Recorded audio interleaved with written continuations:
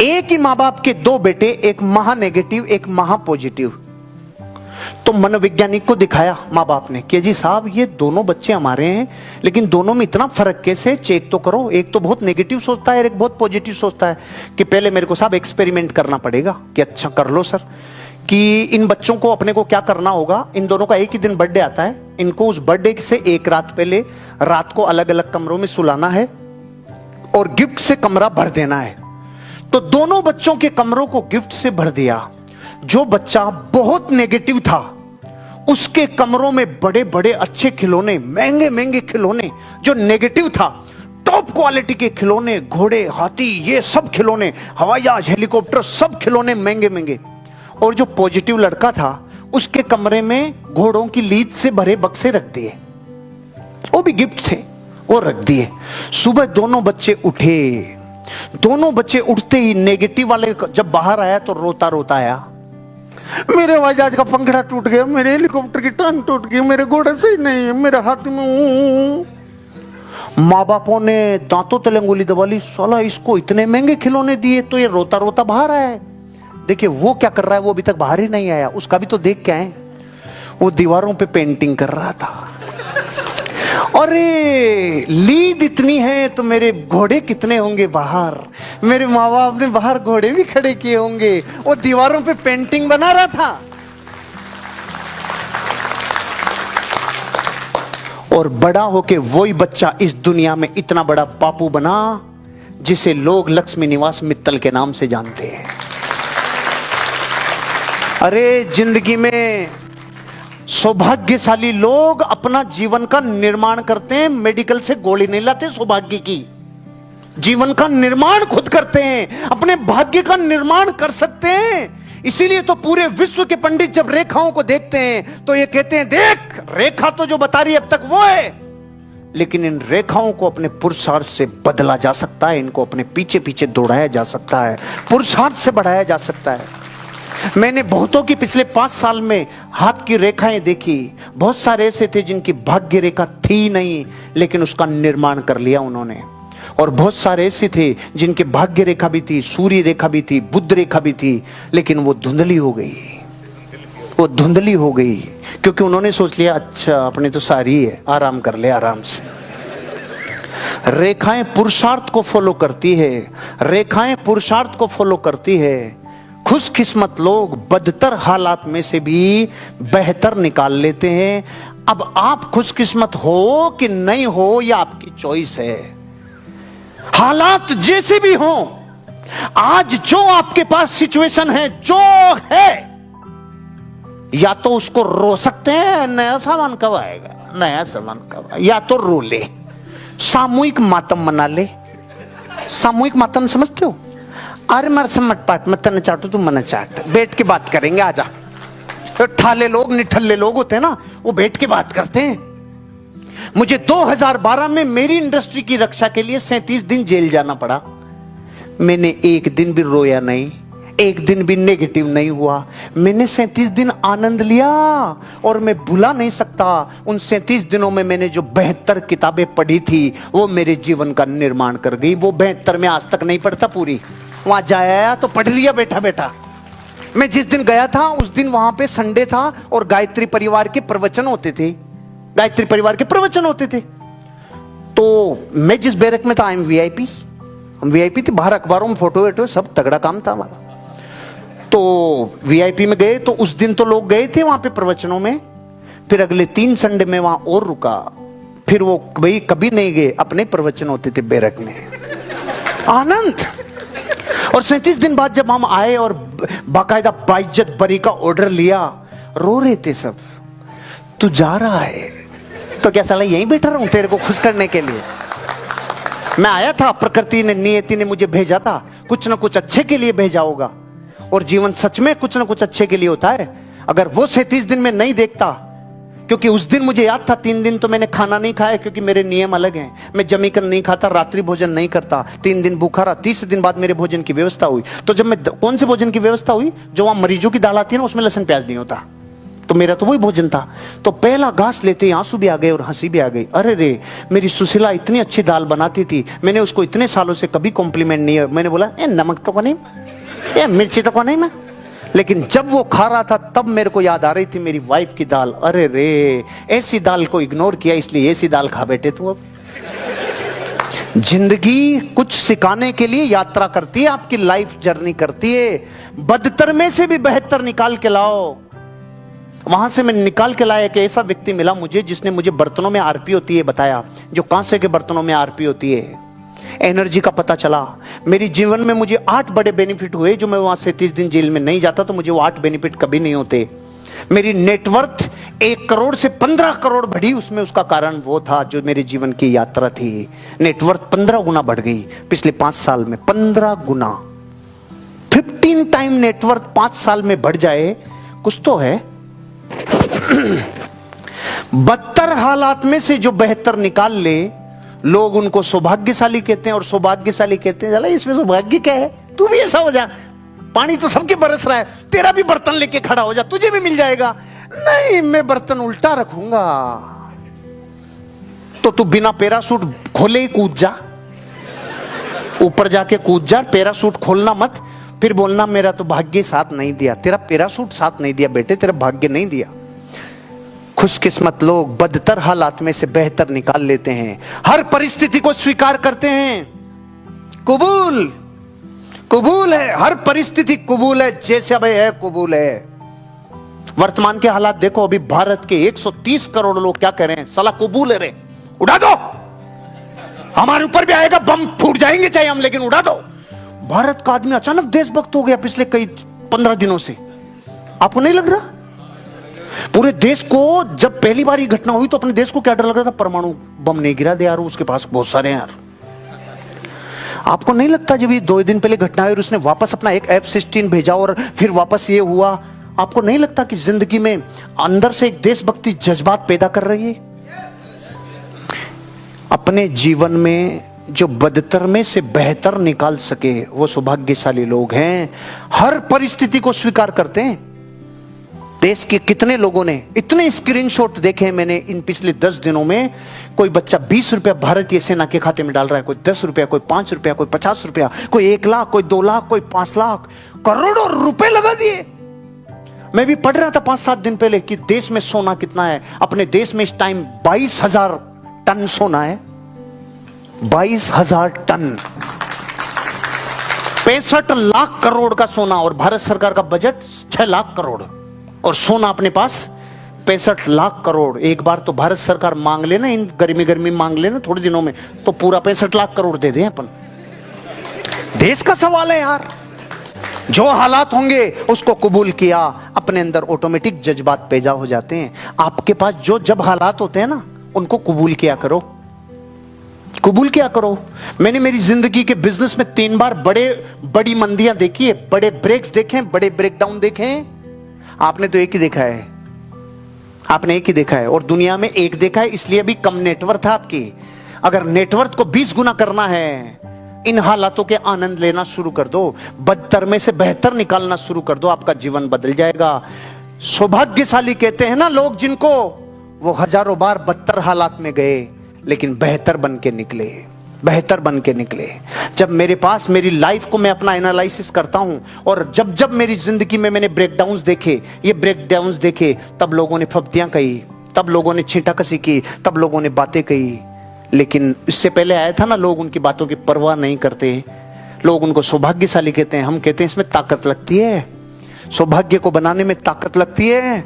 आप वर्तमान हालात के आनंद लो, अपना निर्माण करो।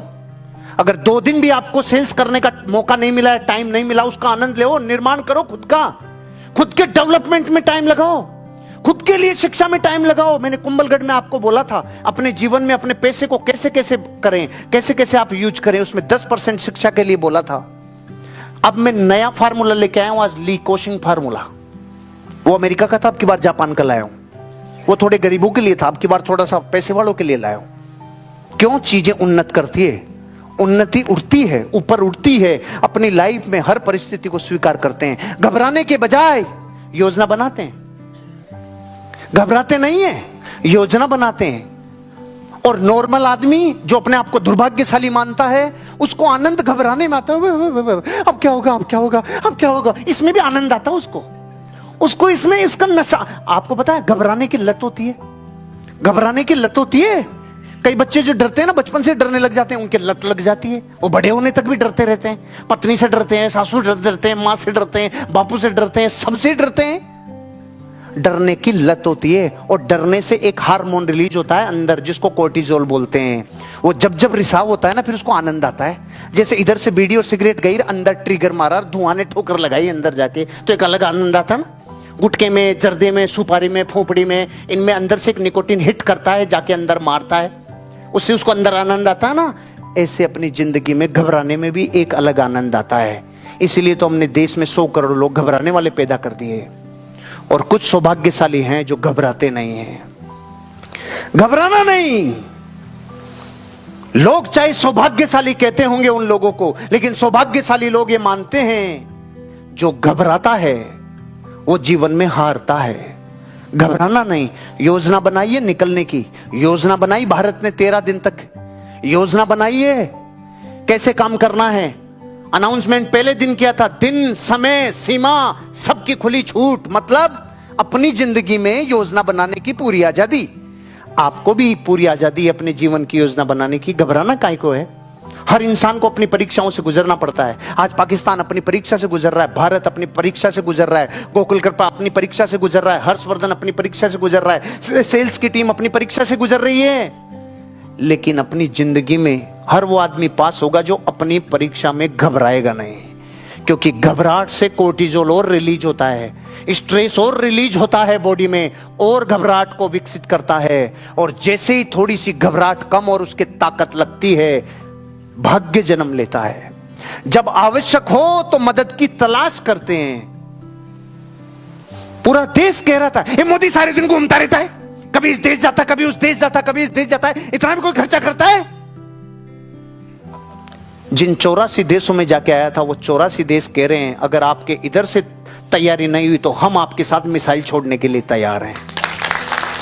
ये वही देश है जहां यात्रा करके आया है। रिश्ते बनाने से बनते हैं, मदद के लिए पहले मदद देनी पड़ती है। इजराइल दुनिया में 30 नंबर की पावरफुल सेना, वो कह रहा है हम आपके साथ हैं, एक इशारा कर देना। ये कब हुआ?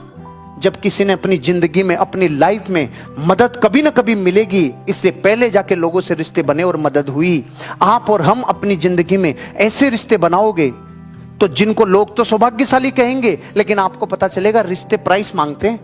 रिश्तों को मेंटेन करने में पैसा लगता है, समय लगता है, एनर्जी लगती है। रिश्ते यूं मेंटेन नहीं होते। अगर आप अपनी जिंदगी में किसी से मदद लेते हो और मदद मिलती है, वो तब ही मिलेगी जब आपने मदद की होगी, आपने समय का निवेश किया होगा, धन का निवेश किया होगा, एनर्जी का निवेश किया होगा, उसके लिए अच्छी फीलिंग्स का निवेश किया होगा, उसके लिए अच्छी ब्लेसिंग दी होगी, तब मदद मिलती है और लोग उसको सौभाग्यशाली कहते हैं। हर एक सौभाग्य का फार्मूला है, हर एक सौभाग्य की विज्ञान है। क्या बदलाव कर सकते हैं और क्या नहीं, ये सोचते हैं। हर सौभाग्य एक विज्ञान कहता है। एक सौभाग्यशाली आदमी क्या तो बदलाव कर सकता है, क्या नहीं कर सकता, ये कैलकुलेट तो करो। ये कैलकुलेट तो करो। आपकी वर्तमान की जो परिस्थिति है उसमें आप अपने अंदर क्या बदलाव कर सकते हैं और क्या नहीं, ये आप कैलकुलेट करिए। आपको अमीर और कामयाब बनना है तो आप ये ध्यान रखना, आपको अपने वो बदलाव जो आप कर सकते हो लिखिए, अपना स्वॉट एनालिसिस करिए, स्ट्रेंथ लिखिए, वीकनेस लिखिए, अपॉर्चुनिटीज कैसी है वो लिखिए, और थ्रेट्स कितनी है वो लिखिए। आप अपनी जिंदगी में जब जब अपना मूल्यांकन करोगे तो आपको यह पता चलेगा कौन सी चीजें हैं जो आपके हिस्से में है बदलाव और कौन से आपके हिस्से में नहीं है। एक आदमी था, बहुत मोटा था। उसने एक दिन अपने गुरुजी के पास जाकर बात की और पूछा, गुरुजी मैं मेरे जीवन में क्या कर सकता हूं? बेटा कुछ काम है जो तेरे हिस्से का ही है और उसमें कोई दूसरा कुछ नहीं कर सकता। क्या है गुरुजी? तू पतला हो जा। उस दिन बात दिल को लग गई। जो 40 साल में पतला नहीं हुआ उसको इतनी सी बात दिल में लग गई, हाँ इसमें दुनिया और क्या करेगी, ये तो मेरे हिस्से का काम है, ये तो मेरे हिस्से का काम है। ओ माय गॉड पतला हो गया। और गुरुजी से 2 साल बाद जब मिला तो उन्होंने कहा इतना पतला कैसे हो गया? गुरुजी तो कह के भूल गए थे, उनको याद ही नहीं था कि गुरुजी आपने बोला था ना अपने हिस्से का काम कर लो। मैंने मेरे हिस्से का काम कर लिया, क्योंकि पतले होने के लिए मैं दूसरों से कहां मदद लेने जाता, दूसरे लोगों को क्या कहता जाके। ये काम मेरे हिस्से का था और मेरे हिस्से का काम मैंने कर दिया। आप अपने हिस्से का काम कर दो, एक दिन गोकुल कृपा अपने हिस्से का काम आपके लिए कर देगी। आप अपने हिस्से का करो। दुनिया का हर आदमी जो कामयाबी से दूर जाता है वो सिर्फ इसलिए जाता है वो दूसरे के हिस्से में इंटरफेयर करता है। तुम ऐसे करो, तुम ऐसे करो, तुम ऐसे करो।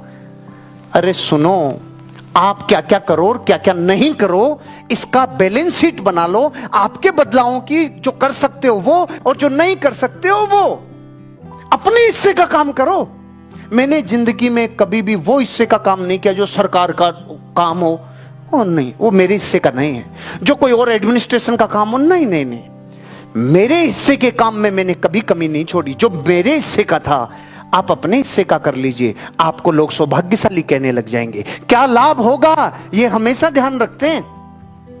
चाहे तकलीफ कितनी हो, घबराहट कितनी हो, उस घबराहट में टेस्टोस्टेरोन रिलीज करते हैं बॉडी में, ऐसा हार्मोन रिलीज करते हैं जो खुशी पैदा करे। और दुनिया में भरे दुख में भी अगर आपको यह पता रहे कि यहां से 2 रुपए का फायदा होगा, तो बताओ जीवन में आदमी ऊपर उठने की उम्मीद बनती है कि नहीं बनती है? ये रिस्क का टाइम कोई आज ही नहीं है। घबराने की आदत और घबराने के मौके कोई आज ही नहीं है। आज से 2000 साल पहले जब व्यापार करने भारत के लोग जाते थे, यहां के गुजराती, यहां के मारवाड़ी, यहां के सिंधी जब बाहर जाते थे, पूरी मध्य एशिया की तरफ जहाजों से जाते थे, पूरा जीवन रिस्क पे लगा के जाते थे। पूरा जीवन रिस्क पे लगा के जाते थे। समुद्री लुटेरों का डर था, टूटे फूटे जहाज थे, कहीं भी मछलियों की डर हो सकता था, जानवरों के डर थे, पूरा जीवन रिस्क पे लगा के जाते थे। तो मैंने चाणक्य का अर्थशास्त्र पढ़ा है। चाणक्य ने अपने अर्थशास्त्र में ब्याज की गणित अलग अलग बताई है। सामान्य लेन देन में उन्होंने 1.25 रुपए सैकड़ा बताया है, व्यापार के लेन देन में उन्होंने 5 रुपए सैकड़ा बताया है, और जो बाहर के टाइम पे वित्तीय लेन देन होती थी उसमें तो उसने 30-30 रुपया सैकड़ा ब्याज को न्याय बताया है। 10-10 रुपए सैकड़े ब्याज को न्याय। पूरी अर्थशास्त्र में मैंने देखा अलग अलग चीजों के लिए अलग अलग ब्याज बताए। पता है भारत का आदमी उस टाइम 2000 साल पहले रिस्क क्यों लेता था? 2000% का रिटर्न होता था। 2000%, 2000 गुना। अगर जिंदे आ गए, अगर बच के आ गए, और 2000 गुना सामान कर लेंगे, 2000 गुना पैसे की कमाई होगी। ये चीज अपने जीवन में ये याद रखते हैं। सोचो किसी को बुरी खबर मिले, ओहो घर में एक आदमी चला गया, तो ये दिल को तो दुख देने वाली खबर है और तकलीफ भी होगी। इसकी कमी को पूरा भी नहीं किया जा सकता। फिर 3 दिन बाद आपके पास इंश्योरेंस कंपनी का फोन आया, साहब उन्होंने 5 करोड़ का इंश्योरेंस कराया था। अच्छा भैया कहां साइन करने हैं? मृत्यु में भी लाभ। दुनिया में अपॉर्चुनिटी, दुनिया में लाइफ में घबराने की आदत से उभरने की आदत, जब आपको लाभ याद रहता है ना तो डर नहीं लगता, डर नहीं लगता, डर नहीं लगता। जिस दिन मौसम आएगा उस दिन ऐसा बेचना कि कई वर्षों के खातों को सही भर लेना, लेकिन मौके की सही तलाश और मौके की टाइमिंग, समय की नजाकत को ध्यान रखते हुए अपने आप को झोंके जाओ, अपने आप को लगाए जाओ जिस दिन आपका टाइम आएगा। क्योंकि ध्यान रखना, उसी लाइन में बोलूं जिस लाइन में पढ़ के आया हूं, दिल पे थोड़ी लोगे, क्योंकि मैं सभ्यता से भी बोल सकता हूं, लेकिन सभ्यता में मजा नहीं आता। सही बोलूं, मुझे अपने आप को मोटिवेशन यही लाइन देती है, एक दिन हर कुत्ते का दिन आता है, एक दिन हर कुत्ते का दिन आता है। ये बात को मैं जब जब बोला हूं, जब जब मैंने जीवन में बॉटम देखा है, अपना भी दिन आएगा। और ये सच है, दिन आता है, सबका दिन आता है, लेकिन जब तक दिन नहीं आता है तब तक जो रोते हैं उनका दिन कभी नहीं आता है। रोना नहीं, घबराना नहीं, लाभ को याद रखना, याद रखना। क्योंकि अगर शुरू के 5 ओवर में रन नहीं बने हैं 45 ओवर में भी चाहे रन नॉर्मल 4 की औसत से बने हों, लेकिन टीम के पूरे बल्लेबाज अभी तक आउट नहीं हुए, और अभी युवराज सिंह बाकी है, धोनी बाकी है, और अभी 8-10 ओवर बाकी हैं। तो कितनी उम्मीद बाकी है? पूरी बाकी है। 36 रन प्रति ओवर की उम्मीद बाकी है, 6 छक्के प्रति ओवर की उम्मीद बाकी है। अतीत में जो हुआ वो भविष्य में भी हो सकता है। दिन में 20 प्लॉट बेच दोगे, ऐसी उम्मीद पूरी बाकी है। उम्मीद पूरी बाकी है। उम्मीद पूरी बाकी है।